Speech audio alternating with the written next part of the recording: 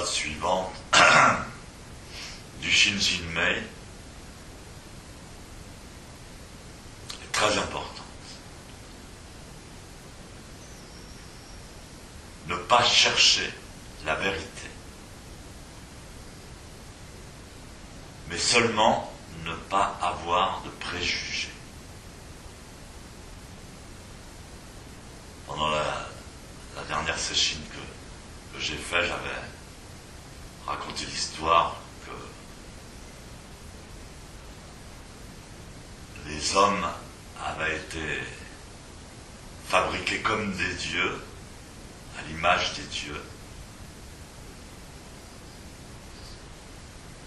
avec la seule différence, c'est qu'ils avaient un corps calleux, c'est-à-dire une séparation entre l'hémisphère droit et l'hémisphère gauche.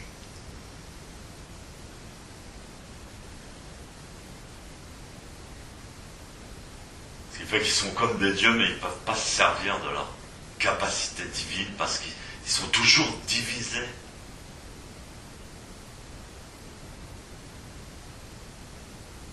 En deux visions antagonistes, en fait.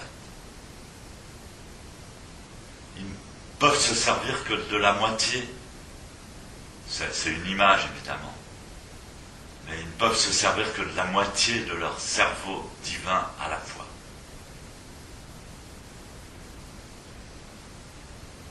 Ou bien objectif, ou bien subjectif par exemple, ou bien conscient, ou bien inconscient.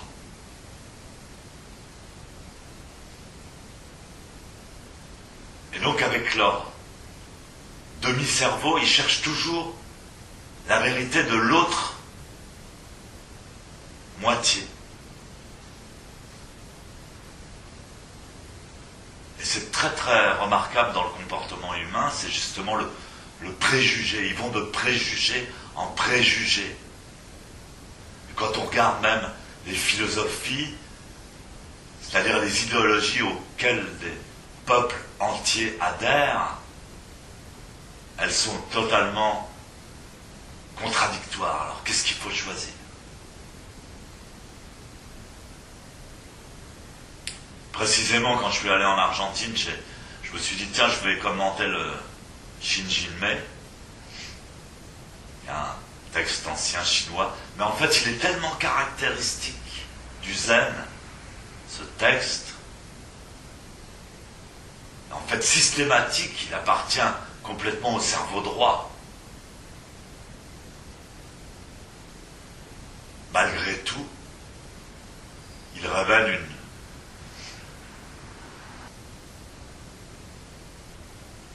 une spécificité de sagesse merveilleuse, précieuse. Surtout dans notre civilisation moderne. Ce qui nous sépare les uns des autres, déjà, ce qui nous oppose les uns aux autres.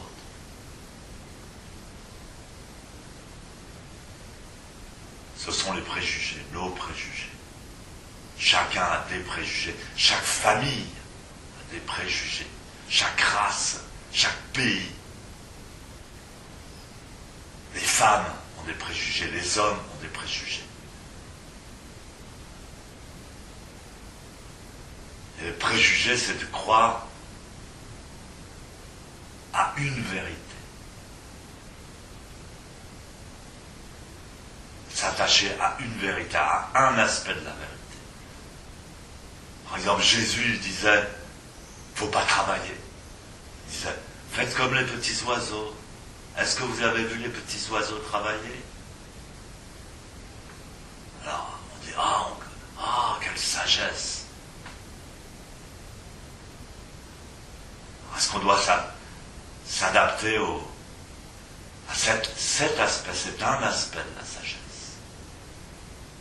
Il y en a un autre qui dit, pour goûter au bonheur, pour profiter du plaisir, il faut connaître l'amertume, ou la souffrance, ou la difficulté.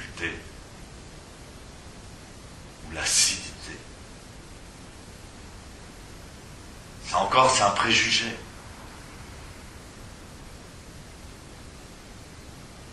C'est une moitié de cerveau après l'autre.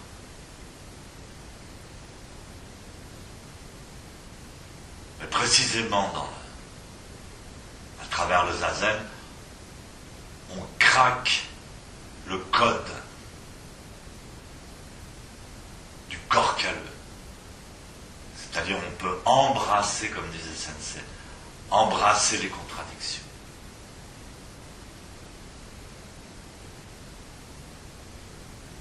Donc cette phrase est super importante et c'est un vrai trésor. Ne cherchez pas la vérité.